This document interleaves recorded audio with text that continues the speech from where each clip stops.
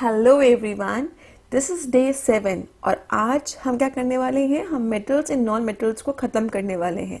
तो हमने last day पढ़ा था कि मेटल्स क्या होते हैं, उनकी फिजिकल प्रॉपर्टीज़ क्या होती है, केमिकल प्रॉपर्टीज़ क्या होती है। और आज हम पढ़ेंगे कि नॉन मेटल्स क्या होते हैं, उनकी फिजिकल प्रॉपर्टीज़ क्या होती हैं, कैसे मेटल्स और नॉन मेटल्स कंबाइन करते हैं, किस तरीके के कंपाउंड बनाते हैं और कैसे उनकी प्रॉपर्टीज़ होती है। Okay, so let's start. तो सबसे पहले बात करते हैं व्हाट इज नॉन मेटल। तो नॉन मेटल्स क्या होते हैं। नॉन मेटल्स हमेशा इलेक्ट्रॉन को एक्सेप्ट करते हैं, ठीक है। इलेक्ट्रॉन को एक्सेप्ट करेंगे और वो क्या बनाएंगे, इट विल फॉर्म अनायन, ठीक है। जैसे कि सपोज हम बात करते हैं क्लोरीन की, तो क्लोरीन का एटॉमिक नंबर कितना होता है 17, राइट। तो ये कितना होगा 2,8,7। अब क्लोरीन को स्टेबल होने के लिए सिर्फ एक इलेक्ट्रॉन और चाहिए in order to obtain noble gas configuration, ठीक है। तो अब क्या होगा, it will attain one electron and it will form chlorine anion which is 2,8,8, ठीक है। तो जितने भी नॉन मेटल्स होते हैं वो हमेशा इलेक्ट्रॉन एक्सेप्ट करते हैं एंड दे फॉर्म अनायन। अब बात आती है कि कौन कौन से नॉन मेटल्स हैं। तो जैसे आयोडीन है, कार्बन है, राइट, क्लोरीन है, नाइट्रोजन है, ऑक्सीजन है, हाइड्रोजन है, ये सब कैसे हैं, ये सब नॉन मेटल्स हैं। अब देखते हैं physical properties of non metal. तो पहली प्रॉपर्टी है कि जितने भी नॉन मेटल्स होते हैं they are neither malleable nor ductile. मतलब आप चाहो कि इसको आप हैमर करके शीट्स में कन्वर्ट कर सको या उसको आप एक वायर में ड्रॉ कर सको, तो वो आप नहीं कर सकते because non metals are brittle. उनको आप हैमर करोगे वो टूट जाएंगे, ठीक है। Second, they do not conduct heat और इलेक्ट्रिसिटी। तो देखिए जितने भी नॉन मेटल्स होते हैं उनके पास क्या फ्री इलेक्ट्रॉन्स होते हैं, नहीं भाई, वो तो इलेक्ट्रॉन एक्सेप्ट करने के लिए बैठे हैं ना। They want to have electron in order to become stable, so they do not have free electrons and that is why they do not conduct electricity. However इसमें एक एक्सेप्शन है, वो है ग्रेफाइट। तो जो ग्रेफाइट है it is an allotrope of carbon. ये carbon का एक फॉर्म है which is used for making electrodes. तो ये एक एक्सेप्शन है। अदरवाइज जितने भी अदर आपके नॉन मेटल्स होते हैं they do not conduct heat and electricity. Next, they are not lustrous. So जितने भी आपके नॉन मेटल्स होते हैं दे आर नॉट लस्ट्रस, मतलब उनकी बहुत ही ज़्यादा डल उनकी फिनिशिंग होती है। पर इसमें एक एक्सेप्शन है आपका आयोडीन। नेक्स्ट, जितने भी नॉन मेटल्स होते हैं वो जनरली कैसे होते हैं, दे आर सॉफ्ट, ओके। अब यहाँ पे एक्सेप्शन क्या है, यहाँ पे एक्सेप्शन है डायमंड। डायमंड हमें पता है it is the hardest known substance in the world. तो जो डायमंड है it is actually allotrope of carbon. ये कार्बन का एलोट्रॉप है, राइट। तो और ये बहुत ही ज़्यादा हार्ड है। अदरवाइज और सब जितने भी हैं they are very soft. Next, क्योंकि हमने पहले डिस्कस किया था कि नॉन मेटल्स आपके ब्रिटल होते हैं, मतलब बहुत आसानी से टूट सकते हैं। ऐसे ही जो नॉन मेटल्स होते हैं दे आर नॉट स्ट्रॉन्ग, वो स्ट्रॉन्ग नहीं होते हैं, ठीक है। And they can be broken easily. The next point is जो आपके नॉन मेटल्स हैं वो आपको सॉलिड फॉर्म में भी दिखेंगे, लिक्विड फॉर्म में भी दिखेंगे और गैशियस फॉर्म में भी दिखेंगे, ठीक है। सॉलिड फॉर्म में कैसे हो सकते हैं, एज कार्बन, सल्फर और फास्फोरस, ये सब सॉलिड फॉर्म में अवेलेबल है। लिक्विड की अगर हम बात करते हैं तो ब्रोमीन इज अ लिक्विड।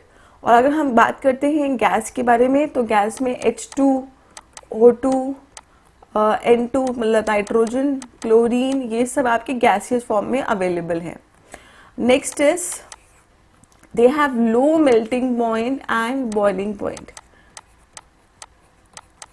मतलब बहुत ही कम अमाउंट ऑफ एनर्जी की ज़रूरत होती है नॉन मेटल्स को मेल्ट या बॉयल करने के लिए। इसमें एक्सेप्शन है diamond. Diamond is a non metal having a high melting point and boiling point, this is because it is very hard, ठीक है। So diamond is an exception hair.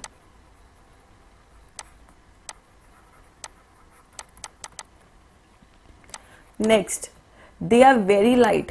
बहुत ही लाइट सब्सटेंस है, बहुत ही हल्के होते हैं आपके नॉन मेटल्स।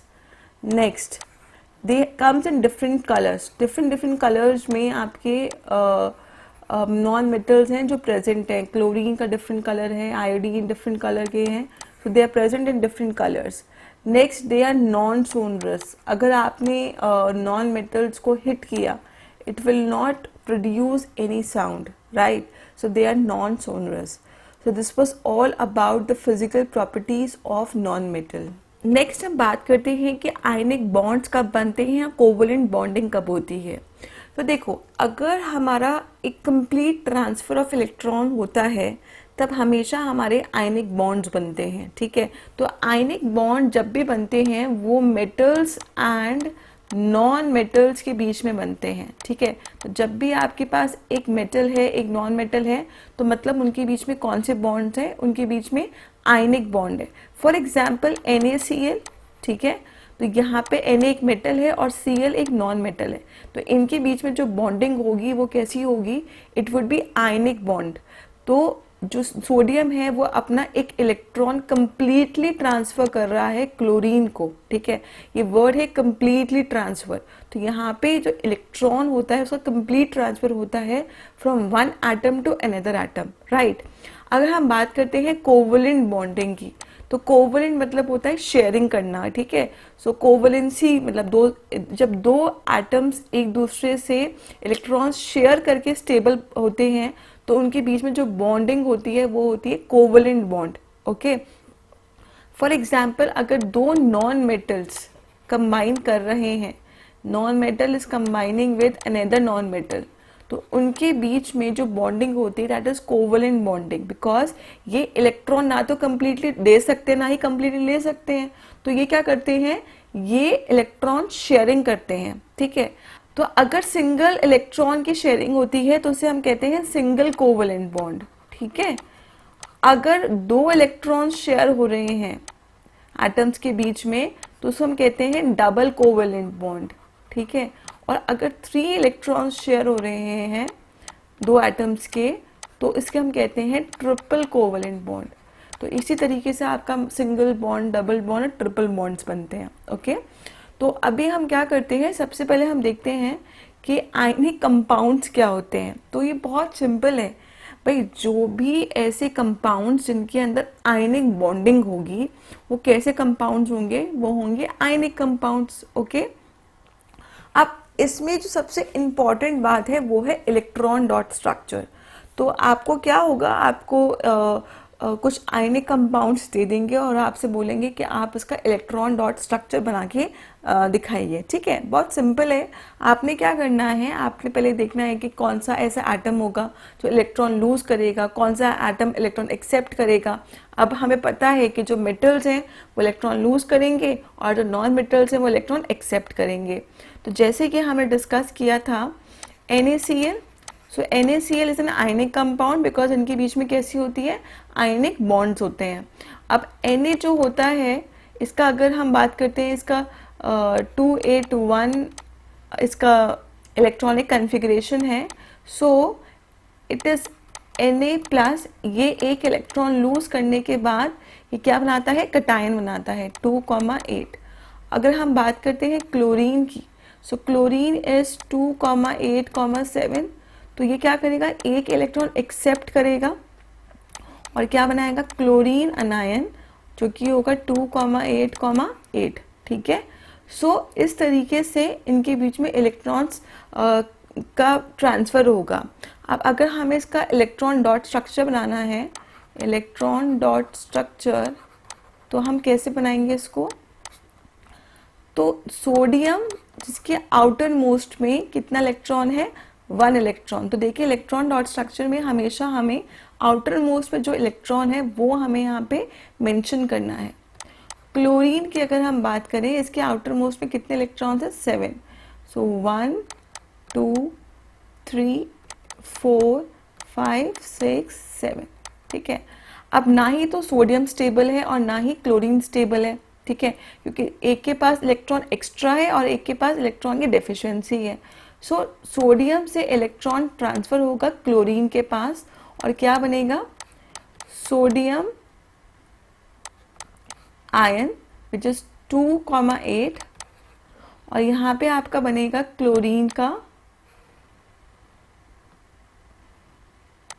Cl 1 2 3 4 5 6 7 और एक इलेक्ट्रॉन जो सोडियम का आया है वो, तो क्योंकि इसने इलेक्ट्रॉन एक्सेप्ट किया है तो ये कैसे बनेगा anion and it will be 2,8,8, ठीक है, और you can say it is NaCl, right. So इस तरीके से इलेक्ट्रॉन डॉट स्ट्रक्चर्स आपके आ सकते हैं एग्जाम में प्रिपेयर करने के लिए। सो NCERT में जितने भी ऐसे क्वेश्चंस हैं जिसमें इलेक्ट्रॉन डॉट स्ट्रक्चर बनाने के लिए पूछ रखा है, जो आपके बीच में भी है आपके NCERT में, उनको आप बहुत अच्छे से कर लेना, ठीक है। अभी मैं एक और डिस्कस कर लेती हूँ यहाँ पे हाइड्रोजन सल्फाइड के बारे में, ठीक है, H2S, राइट।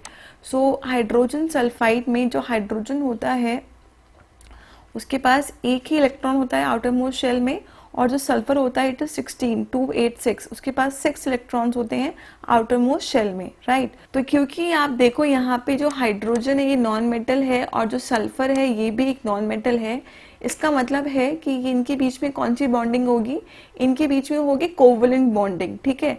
ये आयनिक कंपाउंड्स नहीं है, इनके बीच में कोवलेंट बॉन्डिंग होगी, हम सिर्फ इसका इलेक्ट्रॉन डॉट स्ट्रक्चर देख रहे हैं। तो हाइड्रोजन, 2 हाइड्रोजन है, हमने यहाँ मेंशन कर दिए 2 हाइड्रोजन और 1 सल्फर है। अब हाइड्रोजन के आउटर मोस्ट में 1 इलेक्ट्रॉन है, यहाँ पे भी हमने 1 इलेक्ट्रॉन है मेंशन कर दिया।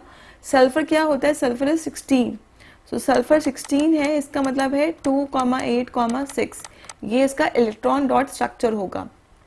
तो 1 2 3 4 5 6, ठीक है। तो यहाँ पे हमने इस तरीके से जो आउटर मोस्ट इलेक्ट्रॉन्स हैं वो यहाँ पे मेंशन कर दिए हैं। अभी देखिए जो हाइड्रोजन है उसको स्टेबल होने के लिए 1 इलेक्ट्रॉन चाहिए, राइट। तो उसने ये 1 इलेक्ट्रॉन सल्फर से शेयर कर लिया और ये स्टेबल हो गया, तो ये वाला हाइड्रोजन तो स्टेबल हो चुका है। सिमिलरली ये वाला हाइड्रोजन भी यहाँ पे स्टेबल हो गया। अब बात करते हैं सल्फर की, तो सल्फर के पास 6 इलेक्ट्रॉन्स तो थे ही और 2 इलेक्ट्रॉन्स ये वाले हो गए, तो कुछ इस तरीके से 8 इलेक्ट्रॉन्स आउटर मोस्ट शेल में आ गए सल्फर के, और इनके बीच में कौन सी बॉन्डिंग हो गई, उनके बीच में हो गई covalent bonding, okay. Next very very important, ionic compounds की प्रॉपर्टीज क्या होती हैं, एग्जाम में बहुत ही बार इसके ऊपर क्वेश्चन पूछा गया है। तो क्वेश्चन कैसे पूछे गए हैं कि भाई आयनिक कंपाउंड्स की जो melting point and boiling point होते हैं वो हाई होते हैं, क्यों, या आपसे पूछा गया है कि tell only 2 properties of ionic compounds. तो इस तरीके से क्वेश्चंस इस टॉपिक से पूछे गए हैं एंड मोस्ट प्रोबेबल है कि इस बार भी पूछे जाएंगे। तो ये जो टॉपिक है it is very very important for this time board, okay. पहली प्रॉपर्टी है फिजिकल नेचर, ठीक है। आयनिक कंपाउंड्स कैसे दिखते हैं, क्या वो सॉलिड होते हैं, क्या वो लिक्विड होते हैं, या फिर वो गैशियस फॉर्म में होते हैं। तो पहला है फिजिकल नेचर। तो देखिए जो आयनिक कंपाउंड्स होते हैं they are crystalline solid. So ionic compounds are crystalline solids, they are very hard. This is because आपको पता ही है कि आयनिक कंपाउंड्स कैसे बनते हैं, जब एक कटायन होता है और एक अनायन होता है, एक मेटल होता है और एक नॉन मेटल होता है, तो उनके बीच में जो फोर्स ऑफ अट्रैक्शन होता है वो कैसा होता है, वो ज्यादा होता है। That is why they are available as crystalline solids. However इसमें भी एक्सेप्शन है कि भाई जो ये कंपाउंड्स होते हैं वो बहुत जल्दी अगर आप प्रेशर लगाओ तो वो टूट जाते हैं, तो होते ही सॉलिड फॉर्म में ही है, पर अगर आपने प्रेशर लगाया तो वो टूट जाएंगे। We can say they are crystalline solid, however they are brittle, ठीक है। Next is melting point and boiling point. तो क्योंकि हमने डिस्कस किया है कि ये आयनिक कंपाउंड्स हैं, ठीक है, तो इनके बीच में जो इंटर आयनिक फोर्सेस होते हैं, 2 आयंस के बीच में जो फोर्सेस होते हैं उन्हें हम कहते हैं इंटर आयनिक फोर्सेस, ठीक है। तो ये वर्ड इंपॉर्टेंट है। सो इंटर आयनिक फोर्सेस जो होते हैं बिटवीन 2 आयंस वो बहुत ज़्यादा हाई होते हैं, तो उनको ब्रेक करने के लिए आपको लार्ज अमाउंट ऑफ एनर्जी लगानी पड़ेगी, ठीक है, and that is why they have high melting and boiling point. Next is solubility. Solubility का मतलब क्या है कि क्या वो बहुत आसानी से डिजोल्व हो जाते हैं वाटर के अंदर, तो क्या वो बहुत आसानी से डिजोल्व हो जाते हैं ऑर्गेनिक सॉल्वेंट्स जैसे कि ईथर, एसीटोन या केरोसिन। सो देखिए, ionic compounds are soluble in water, water में तो दे आर सॉल्यूबल, ठीक है। ऐसा क्यों? क्योंकि वाटर क्या करता है, आयंस के बीच में जो दो आयंस है, कैटायंस और अनायंस, उनके बीच में जो फोर्स है उसको तोड़ सकता है, उसको वीक कर सकता है। दैट इज वाई जितने भी आयनिक कंपाउंड्स हैं वो बहुत आसानी से डिसॉल्व हो जाते हैं वाटर में। However if you talk about organic solvents, जैसे कि केरोसिन होता है या एसीटोन होता है, तो उसमें कैसे होते हैं ये insoluble, they are insoluble in organic solvents, ठीक है। अब नेक्स्ट बात करते हैं कंडक्शन ऑफ इलेक्ट्रिसिटी। सो देखिए, अगर आपको इलेक्ट्रिसिटी का कंडक्शन चाहिए उसके लिए आपके पास फ्री पार्टिकल्स होने चाहिए, और हमने पढ़ा है कि जो आपके आयनिक कंपाउंड्स होते हैं they are crystalline solid in nature, तो सॉलिड में तो कहाँ मूवमेंट होगा, पर अगर आपने इसको डिसॉल्व कर दिया पानी में, जो कि पॉसिबल है, हमने पढ़ा है कि जो आयनिक कंपाउंड्स होते हैं they are soluble in water, right. तो उसमें क्या होता है, once you dissolve it you will get plenty of free ions which are free to move. Okay, so we can see that ionic compounds can conduct electricity in molten state. Okay, तो ये 4 properties थी ionic compounds की, और ये एक एक property बहुत important है, ठीक है। यहीं पे ये चैप्टर वाइंड अप हो जाता है। मैं आपको कल मिलूंगी जिसमें हम इसके बारे में, इस चैप्टर के बारे में कुछ क्वेश्चन डिस्कस करेंगे। इस सेशन की पीडीएफ आप लोगों की मेंशन्ड है, इसका जो लिंक है वो मेंशन्ड है डिस्क्रिप्शन बॉक्स में, तो आप वहाँ जाके डाउनलोड कर सकते हैं, और इंस्टा पेज और फेसबुक पेज पे जो क्वेश्चंस मैंने मेंशन करे उनको आप सॉल्व कर सकते हैं, ठीक है। तो मिलते हैं कल, bye bye and take care everyone.